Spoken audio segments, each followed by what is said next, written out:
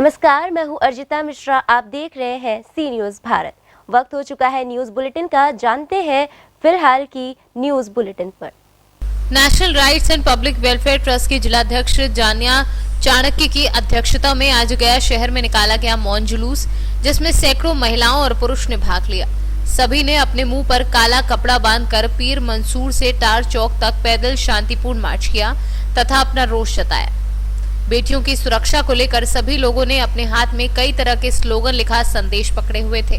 वहीं मुख्य सचिव गणेश सिंह ने बताया कि आज न्यायालय, सरकार और पुलिस प्रशासन भी ऐसे मामलों में काफी कठोर दिखाई देती है, परंतु आज भी इंसाफ लेने में पीड़िता के परिजनों को सालों साल तक परेशानियों का सामना करना पड़ता है। इसमें हर जगह, हर चौराहे पे बहू बेटी सुरक्षित नहीं है। दरिंदे हर गली, हर चौराहे पे। आखिर क्यों ऐसा हो रहा है हमारे साथ? सभी लोग सारे सरकार ये बात को कहते हैं कि नहीं, बेटी बराबर की है, बेटी को बढ़ाओ, बेटी को पढ़ाओ, बेटी एक सम्मान है, बेटी देवी के रूप है। कहाँ बेटी देवी के रूप है? हर जगह पे उसे बेइज्जत किया जाता है। जो बेटी अभी उंगली पकड़ के चलना भी नहीं सीखी है, उसके साथ रेप किया जाता है, उसके साथ बलात्कार किया जाता है। हर जगह पे एक न एक निर्भया बनती है, जिसे उसको हर वो प्रताड़ना को सुपराधित करना पड़ता, जो उसके लिए काबिल नहीं है। बिल्कुल वो बच्ची है जिसे उसको समझ भी नहीं है कि दुनिया क्या है, उसे दुनिया देखने की भी मौका नहीं मिलती। उसके साथ दरिंदे लोग गलत करते हैं।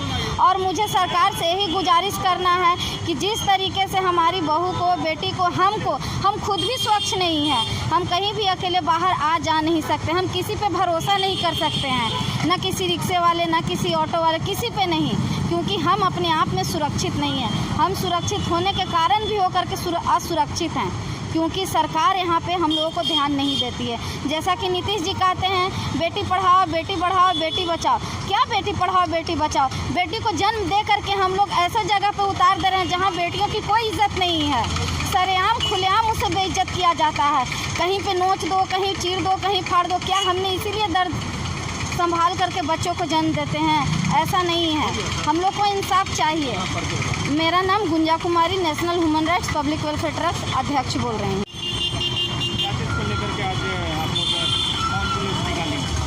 हम लोग मौन जुलूस इसलिए निकाले हैं कि जो हमारे देश में रेप कांड बढ़ रहे हैं और कानून इस पर कोई कार्रवाई सख्त से सख्त नहीं कर रही है, तो हम लोग ये आक्रोश जाहिर करने के लिए ये जुलूस निकाले हैं, मौन जुलूस, ताकि हम नारियों को, हम बेटियों को इस देश में न्याय मिले, ना कि डेट मिले। क्योंकि हमारे सरकार जो है वो बोलती है कि हमारे देश में हमारी बेटियां सुरक्षित हैं, लेकिन अगर नज़र उठाकर हम लोग देखते हैं तो हम आज भी अपने को सुरक्षित महसूस नहीं करते हैं। इसको लेकर हम लोग ये मौन जुलूस निकाले हैं और सरकार से ये गुजारिश करते हैं कि हम नारियों को न्याय मिले और जो अपराधी हैं उन्हें सख्त से सख्त सज़ा सुनाया जाए। और सज़ा ये नहीं कि सिर्फ हमें उन लोग को डेट मिले और क्या बोलते हैं कि सिर्फ और सिर्फ उनको न्याय में जेल की सज़ा हो और आगे कुछ ना कार्रवाई की जाए, उन्हें फांसी की सज़ा हो। ये मांग को लेकर हम लोग ये जुलूस जाहिर किए हैं। कब तक ऐसा होता रहेगा? हर बार ऐसे ही आप लोग कब तक जुलूस निकालते रहेंगे? देखिए, जुलूस तो हम लोग निकालते हैं अपने न्याय के लिए, लेकिन सरकार हमें नज़रअंदाज करती है। आखिर क्यों? हम सवाल ये पूछ रहे हैं सरकार से कि जो सरकार बोलती है कि हमारा देश महान है, लेकिन महान किस बात के लिए है जब हम नारियां सुरक्षित नहीं हैं? और ये बोला जाता है कि बेटी बचाओ, देश बढ़ाओ। तो जिस देश में बेटी ही सुरक्षित नहीं है, वो देश आगे बढ़ेगा? ये देश आगे कब तक ऐसे करेगा? और सरकार हमें नज़रअंदाज करती हैं, क्यों? और सिर्फ हमें बोलती है कि हाँ, आप लोग को न्याय मिलेगा, न्याय मिलेगा, लेकिन न्याय नहीं, न्याय में विलम्ब होती है और हमें सुरक्षा नहीं मिलती है। तो हम इसलिए ये जुलूस निकाले हैं कि हमें सुरक्षा मिले। हमारा जो कानून है, हमें जो सुरक्षा के लिए बोलता है, उसका संशोधन कर एक कड़ा कानून बनाए, जिससे हम नारियां, हम बेटियां इस देश में अपने को सुरक्षित महसूस कर सकें। ये नहीं कि सिर्फ सरकार से हमें संभावना मिलते रहे कि हाँ, हम लोग सुरक्षित हैं, लेकिन हम लोग देखते हैं कि हम लोग सुरक्षित नहीं हैं। कल भी नहीं थे और आज भी नहीं हैं। तो सरकार से हमें यही गुजारिश है कि हम पर ध्यान देते हुए हम बेटियों, हम नारियों को इस देश में सुरक्षा मिले। ये हमारी गुजारिश है। बहुत ही कानून नया कानून बना रहे हैं, अगर बलात्कार पर संशोधन कानून बनाया जाए, बिल्कुल यही, इसीलिए हम लोग ये मौन जुलूस निकाले हुए हैं अपनी नारियों की तरफ से एक बेटी के लिए कि कानून में संशोधन होता है, लेकिन वो संशोधन दिखने को क्यों नहीं मिलता है। जैसे कि सरकार बोलती है कि हम नारियां सुरक्षित हैं, हम बेटी इस देश में सुरक्षित हैं, हमें बराबर का सम्मान मिलता है, लेकिन कहाँ बराबर का सम्मान मिल रहा है, किस तरह के संशोधन हो रहे हैं। इसी संशोधन के लिए हम ये जुलूस निकाले हैं कि हम नारियां जो हैं उस कानून को कब हमें मिल पाएगा, हमें कब सरकार वो पूरी बराबर की समानता देगी कि हम इस देश में, अपने भारत महान देश में बिना निर्भय, बिना डर के हम लोग रह सकें। कहाँ तक जुलूस निकाला आपने? ये हम लोग पीर मंसूर से ये टावर चौक तक का। तो कैसा आप, क्या आप दूसरी कंट्री से भी आप कंपेयर करना चाहती हैं कानून में कि इस तरीके का हो ताकि बलात्कार पे कंट्रोल हो सके? देखिए, सरकार तो हर जगह होती है, हमारे देश के हो या फिर बाहर के हों, लेकिन जितनी हमारे देश में रेप कांड बढ़ रही हैं, मुझे नहीं लगता कि अगले कंट्री में ऐसे हैं, क्योंकि हम जो भी न्यूज़ देखते हैं उसमें वहाँ की नारियाँ, वहाँ की बेटियाँ बिल्कुल निर्भय, बिल्कुल डर के बाहर आ जा सकती हैं, अपने काम को, अपने अभिमान को वो अच्छी तरह से करती हैं। लेकिन हमारे देश में सबसे ज़्यादा ये कांड हो रहे हैं, रेप कांड ज़्यादा हो रहे हैं। कानून भी लगता है ऐसे कि नज़रअंदाज करके बिल्कुल बैठे हुए हैं। सरकार का कहना है, हमारे जैसे बिहार के सरकार ले लीजिए, नीतीश कुमार जी को ले लीजिए, या मोदी, भारत के सरकार मोदी जी को ले लीजिए, उनका कहना है कि हम बराबर की समानता दिए हुए हैं, लेकिन बराबर की समानता हम लोग को कहाँ मिला है? अगर बराबर के सरकार वादा करती है कि हमारे देश में नारी सुरक्षित है। जी बिल्कुल, सुरक्षित महसूस कर रहे हैं? बिल्कुल नहीं। अगर सुरक्षित महसूस करते तो क्या इतने रेप कांड बढ़ते हैं? हम जो नारियां आज के देश में जो बोला जाता है कि जेंट्स से कंधा मिलाकर चलते हैं, तो क्या देश में कंधा से कंधा मिलाकर चलते अगर, तो ये रेप कांड इतना बढ़ता? क्या सरकार इसको नहीं देख रही है, लेकिन देखकर भी नज़रअंदाज कर रही है? तो हम इसके लिए गुजारिश करें सरकार के रवैये के बारे में क्या कहना चाहते हैं? सरकार का रवैया है कि अगर वो वादे करते हैं लेकिन अपने वादे पे कभी खरे नहीं उतरते हैं। हम नारियों को बोलते हैं कि सुरक्षित हैं, लेकिन हम नहीं सुरक्षित हैं। अभी जो हाथरस कांड हुआ है उसको लेकर देखिए कि कानून प्रशासन सभी अपने मनमानी कर रहे हैं, लेकिन जस्टिस मिला नहीं मिला। आखिर क्यों नहीं मिला? सरकार को ये तो देख रहे हैं, रोज़ योगी नाथ जी हो गए या मोदी सरकार हो गए या हमारे नीतीश कुमार हो गए, ये भी तो प्रेस में आते हैं, देखते हैं, सब कुछ करते हैं, लेकिन न्याय के बारे में अगर बात किया जाए तो बोलते हैं कि ठीक है उनको न्याय मिलेगा, लेकिन न्याय नहीं मिलता है। आखिर क्यों और कब तक ऐसा चलेगा? तो सरकार तो नज़रअंदाज हम बेटियों को और नारियों को कर रही है। मेरा नाम हुआ जानिया चाणक्य, ह्यूमन राइट्स की जिला अध्यक्ष हूँ मैं, गया से। गया से सीनू संवाददाता अशोक शर्मा की रिपोर्ट। झांसी के मऊ रानीपुर तहसील के ग्राम पुरवा में खेत पर सर्प के काटने से एक किसान की मौत हो गई। वहीं सूचना मिलने पर पुलिस ने शव का पोस्टमार्टम करा दिया है। मृतक के 2 छोटे छोटे बच्चे हैं। ग्रामीणों ने प्रशासन से मृतक के परिजनों को राहत राशि दिलाए जाने की मांग की है। किस गांव के निवासी? ग्राम पुरवा। ये जो घटना हुई है ये कौन थे आपके? हमारे भतीजे है। कैसे जो है खत्म हो गया? खेत में मूंगफली पट्टी डली थी, उसको पलट रहे थे कि सूख जाए तो हम भी फिर निकाल तो ये खेत में। अच्छा, तो क्या खेत पे जो घटना हुई है ये कैसे हुई है? ऐसे ये कैपा पलट रहे थे मूंगफली पे, हाँ लाठी से, हाँ। तो कैपा में साफ था काला। अच्छा, उन्होंने दूसरा पलटा जब तक उसने पीछे से काट दिया। कितने बजे की घटना है? ये 3-4 बजे की लगी। 1-1:30 बजे की। आप लोगों को पता कब चला? हम लोगों को जब भाई लेके आया अच्छा, साइकिल से। अस्पताल कितने बजे ले गए? अस्पताल तो अभी फिर रात के साधन नहीं मिला कोई, अच्छा, तो फिर सवेरे 4 बजे की धारा को भी करवाते हैं? हाँ, 4 बजे से सुबह जाइए, हमें जब साधन मिले। क्या नाम है मृतक का? मृतक का सुखदीन। कितने बच्चे हैं मृतक? एक बच्चा एक बच्ची। कितने साल के? बच्ची बैठ गई थी 13 साल। छोटे छोटे बच्चे। मृतक मृतक क्या करता था? मृतक किसानी, पिता के संग किसानी करता है। क्या नाम है आपका? राम है। किस गांव के निवासी? पुरवा। ये जो मृतक हैं ये आपके कौन है? मेरे बड़ा भाई। बड़े भाई।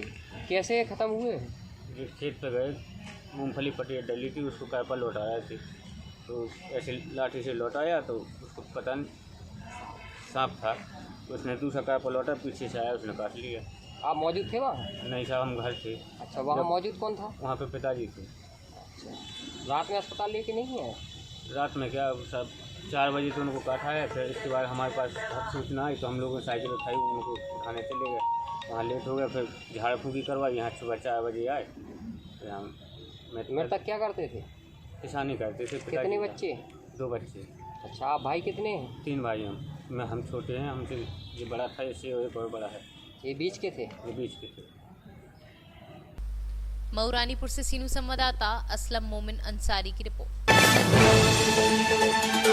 मिल एरिया थाना क्षेत्र में साइकिल से गई एक किशोरी ने शारदा नहर में छलांग लगा दी। आसपास के लोगों ने उसे बचाने का प्रयास किया, लेकिन तब तक वह पानी में डूब चुकी थी। सूचना पर पहुंची पुलिस ने कई घंटों की मशक्कत के बाद गोताखोरों की मदद से शव बरामद कर शिनाख्त का प्रयास शुरू कर दिया है। रायबरेली से सीनू संवाददाता अनुपम की report. Sant Kabirnagar social activist Chaudhary Javed Ahmad Khan ने तहसील मेंदावल अंतर्गत ग्राम सांडा में गांव के कतिपय दबंगों द्वारा पीडब्ल्यूडी की जमीन को कब्जाने की शिकायत उच्च अधिकारियों से करते हुए उसे तत्काल खाली कराने की मांग की है।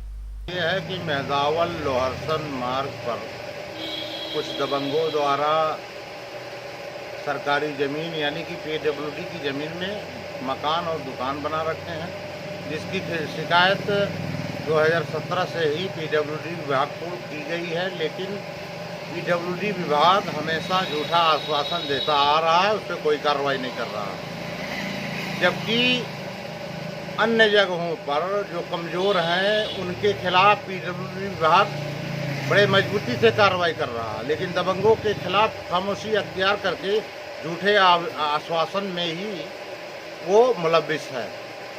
इस मामले में डीएम को, कमिश्नर को और शासन को भी और राज्यपाल महोदया को भी शिकायत की गई है और अतिक्रमण हटाने के लिए सरकार ने एक नए तरीके से एक योजना बना करके, सरकार की मंशा है कि अतिक्रमण कतई नहीं होना चाहिए, लेकिन शासन की मंशा के खिलाफ, सरकार की मंशा के खिलाफ ये अधिकारी काम कर रहे हैं।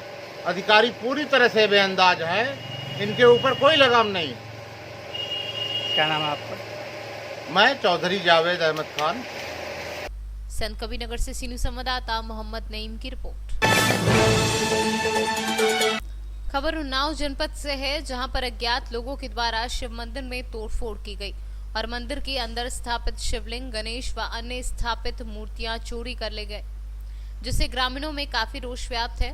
लोगों ने घटना की गहन जांच करने की मांग की है और पुलिस के द्वारा अज्ञात में मुकदमा लिखकर जांच करी जा रही है। इस हमारे ग्राम में ढाकेर बाबा का स्थान, इसमें मूर्तियां तोड़ दी गई हैं और मूर्तियां गायब भी कर दी गई हैं। यहाँ तक कि शंकर जी की भी मूर्ति गायब है, नंदी जी की भी गायब है, गणेश जी की भी गायब है और ढाकेवीर बाबा की भी गायब है। तो ये यहाँ पर ये धर्म परिवर्तन का 2 महीने पहले हुआ था, तो उसमें हम लोगों ने जांच के लिए कहा था, उस पर कायदे से जांच नहीं हुई है और उस पर अगर पहले जांच हो जाती तो आज ये ना होता। हमारे स्थान का दान पात्र है वो भी तोड़ दिया गया है, बाजा था जो वो भी खोल लिया गया है, पैनल भी उठा ले गए हैं। यहाँ पे चोरी ही चोरी हो रही है। अब आप क्या कार्रवाई? इसके लिए हम ये चाहते हैं कि इसमें कड़ी से कड़ी कार्रवाई होनी चाहिए, इसका पता लगना चाहिए ये सब कौन कर रहा है। ये तो सबके देवता हैं, ये हमारे भी देवता हैं, आपके भी हैं, ये सबका भला चाहते हैं, हम भी इनका भला ही चाहते हैं। ये जहाँ भी हो इनको ढूंढ के लाया जाए, हमारे देवता को फिर से स्थापित किया जाए। यह जब सुबह करीब 4 या 5 बजे कुछ लड़के आते हैं डेली एक्सरसाइज के लिए, वो जब आए तो उन लोगों ने देखा कि यहाँ मंदिर के मुख्य जो दरवाज़ा है वो खुला हुआ था। तो अंदर देखा, झांक के तो देखा कि मूर्ति गायब मिली। फिर वो लोग ये देख के घबरा गए और अंदर फिर गए और देखा कि जो मूर्तियाँ हैं शेष, हाथी की एक विशाल मूर्ति है वो टूटी हुई है, दूसरा हाथी की जो मूर्ति है वो भी टूटी हुई है, मुख्य मूर्ति गायब ही है। जो गणेश जी की प्रतिमा थी बड़ी विशाल अष्टधातु की शायद मूर्ति थी वो भी गायब निकली। जो आसपास श्री झड़ोले बीर बाबा का मंदिर है छोटा सा, वहाँ की जो मूर्तियाँ थी वो भी गायब हैं। कटिहारी बीर बाबा का जो मंदिर था पास में ही, उनकी मूर्तियाँ गायब थी। पास में ही बड़ा विशाल शिव मंदिर है 30 मीटर दूरी पर, उसमें जो मुख्य शिवलिंग की मूर्ति है वो भी गायब है। यह देखकर ये सूचना उन लड़कों ने गांव में दी। गांव के सारे लोग आए, महिलाएं आए, हर घर से ऐसा कोई सदस्य नहीं होगा जो यहाँ आया ना हो, अपनी संवेदनाएं प्रकट हैं। तो यह इससे पहले भी 6-7 महीने पहले यहाँ लाउड स्पीकर लगा हुआ था, सोलर पैनल लगा था, उसको भी लोग खोल ले गए। अब ये कहना तो सही नहीं रहेगा कि किन लोगों ने किया, किसका नाम लिया जाए, लेकिन ज़रूर विवेचना का विषय है, सही से जांच होनी चाहिए। धर्मांतरण का जो बात थी तो उसमें हम ही ने उन लोगों को, पादरियों को पकड़ा था हमारे सहयोगी और गांव के 10-15 लड़के और थे। उसके साथ फिर हमारे साथ पूरा गांव इकट्ठा हुआ। हमने उनको पकड़ा। स्थानीय हम सबके संरक्षक बड़े भाई मनोज दादा को हमने सूचना दी। उन्होंने कमलेश सिंह जो दरोगा थे उनको भेजा। कमलेश जी इतने सीधे साधे इंसान, और फिर गांव की राजनीतिक छोटी मोटी जो राजनीतिक दबाव रहता है उसके चलते उन लोगों को छोड़ दिया गया। अगर उसी समय उन लोगों के ऊपर कुछ कठोर कार्रवाई की जाती तो दूसरों की नज़ीर तेज होती, शायद आज ये घटना न घटित होती। आज सुबह अचानक कुछ लड़के आए थे ऐसे दौड़ने के लिए। देखे मंदिर की तरफ तो गेट खुला हुआ था, तो जैसे ही मंदिर के अंदर जाके देखा तो जो मेन मूर्ति थी ढांकी बाबा की तो गायब थी। अंदर और देखने पे पता चला कि अंदर बड़ी बड़ी जो मूर्तियाँ थीं, हाथी उनकी सवारी है मेन, तो उनका टूट फूट था पूरा, सूढ़ जो होती पूरी टूटी हुई थी। और गणेश भगवान जी की मूर्ति थी वो भी उठा ली गई। और बगल में श्री शंकर भगवान का मंदिर था, उसके अंदर शिवलिंग थी, वो भी गायब है। कुछ क्लियर तो पता नहीं चल रहा कौन इसमें लोग हैं, लेकिन कुछ दिन पहले अभी हमारे गांव में कुछ धर्म परिवर्तन करने वाले लोग आए थे, तो उनका विरोध भी हुआ था, FIR भी हुई थी, लेकिन उस पर सही से कार्रवाई नहीं हुई। तो हो सकता है उसी का खामियाजा भुगतना पड़ रहा हो। इसलिए पूरे गांव का यही है कि सही से कार्रवाई हो और जांच इसकी हो, जो पता चल सके कि ऐसा काम कौन कर रहा है। उन्नाव से सी न्यूज़ संवाददाता दीपांकर सिंह की रिपोर्ट। अभी के लिए न्यूज़ बुलेटिन में बस इतना ही। देश दुनिया की तमाम खबरों के लिए बने रहिए सी न्यूज़ भारत के साथ। हर खबर आपके साथ, आपके हाथ।